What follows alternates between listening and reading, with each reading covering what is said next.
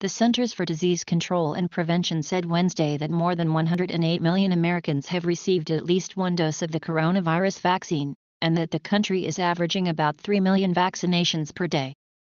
But for how long will the vaccines be effective? Yahoo News medical contributor Dr. Kavita Patel explains. Kavita Patel, natural immunity develops after infection from SARS-CoV-2, coronavirus, or a COVID-19 infection, all the same thing. But that's really your own body's kind of way of responding and recognizing that if you were to be exposed again to the virus, you would have antibodies developed.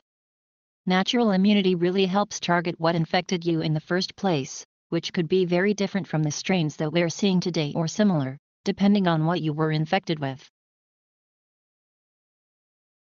And the immunity developed from vaccines can actually respond. We call it a polyclonal antibody response, which means that there are multiple exposures to your body through the vaccine which you don't even realize that helped trigger a very robust B-cell and T-cell response.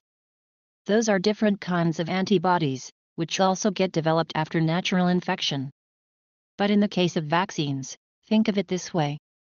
You get more immunity at higher levels into a wider variety of types of coronavirus spike proteins. So it prepares your body for almost any conceivable type of coronavirus, including the current variants that we're worried about. The current vaccines that are authorized in the United States, as well as those in the world, are all effective against the current known variants. When you hear that the vaccines are, quote, not as effective, it's when it's compared to the strains that existed a year ago. But the antibody responses, even in the most potent strains, are still sufficient to overcome the effect of that strain, so the good news is that any vaccine that's authorized is going to have an effect on the current variants to prevent death, to prevent severe hospitalization. But of course, this is something that we have to keep a close eye on.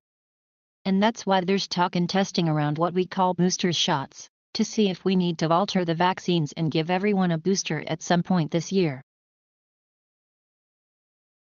So there was one of the first what we call real-world evidence data reports released recently from Pfizer, over 4,000 healthcare workers that were studied and followed up, including some trial participants as well, that showed that immunity lasts at least 6 months.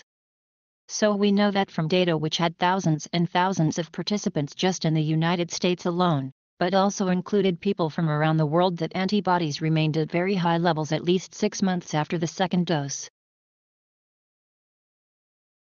The only reason it's limited to 6 months is because that's the longest period of time that we've had to look at people since the vaccine was available or studied in people. There is no reason to believe that the immunity would not last at least 12 months, possibly even longer. And that's good news, considering some Americans have received the vaccine as early as December and are looking for their immunity to last, hopefully, through the next winter, so different bodies react very differently. But what we do know is that if you have a 2-dose vaccine, the first dose really introduces kind of the message to make a spike protein into your body. Your body goes ahead and makes a spike protein, as well as making antibodies to that spike protein, recognizing it's foreign. On the second dose, think of that as its own type of booster, where it reintroduces that exact same message. This time, the body doesn't need to wait. It recognizes what's being introduced and made by its cells as that spike protein, and it signals to the entire immune system that this is dangerous, and it triggers a response, so it does mimic a flu type of illness. And some people have had dramatic fevers, body shakes, and other symptoms. We generally expect for that to last up to 36 to 48 hours and resolve. If it hasn't resolved, you should talk to a doctor. Just because you do not have a reaction does not mean that your body has not responded, because every single individual has a varying robust immune response and what it looks like. And if you are really concerned that you did not have a response, talk to your doctor. At the end of the day, immunity is broad, durable, and long-lasting, at least to what we know today.